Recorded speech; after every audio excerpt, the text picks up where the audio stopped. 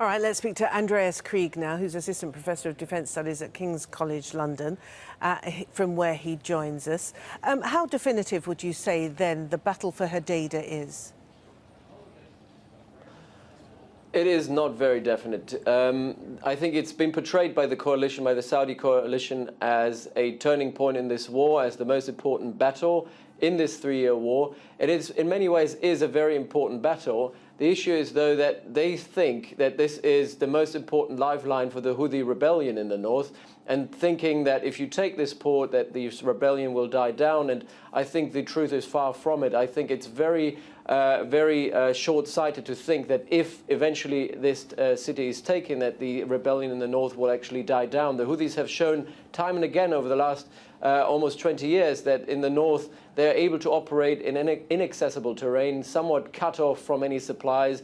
They can dig in and they can fight another day, even if they're cut off from supply lines. So to think that taking Hodeidah will eventually lead to taking Sana'a is, I think, a bit of a false assumption here on the side of the coalition. So I don't think that, as much as this is a very big battle in terms of the material that's been assembled here, and in terms of the strikes that we've seen already, and in terms of the impact it will have on the humanitarian situation in Yemen, I don't think that there's going to be a turning point in the war. There is no military solution to this conflict as it stands today. Increasingly, it's being suggested, though, Andreas, that the protagonists in this conflict are not prepared to sit around a negotiating table, and that they will seek what you suggest is not possible, a military solution. Yes, and I think here, I mean, both sides are to blame, the Houthis and the coalition. You would expect, though, that the Saudi-led coalition is a lot more long-sided. They're representing states in the region that are supposed to be long-term thinking. And instead of going for what is a very dangerous, for the humanitarian situation, a very dangerous option here, this military one, they should have invested into building trust with the Houthis and trying to create some sort of preliminary agreement. And I think the UN's efforts to try to create a demilitarized zone in Hodeidah, making both the Houthis withdraw and the coalition withdraw, would be a great way forward. Obviously, the Houthis wouldn't do that because they don't trust that the coalition, the Saudi-led coalition, would stick to the terms and then stay away from Hodeidah.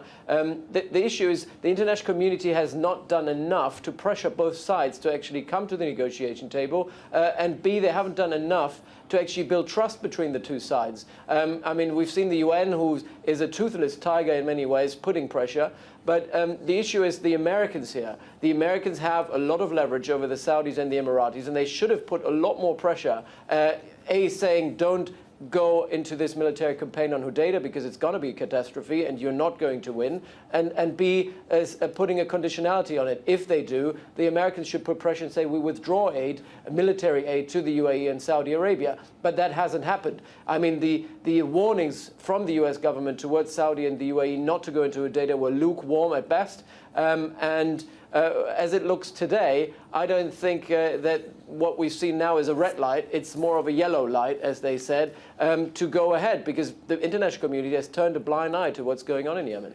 Andreas Krieg, thank you.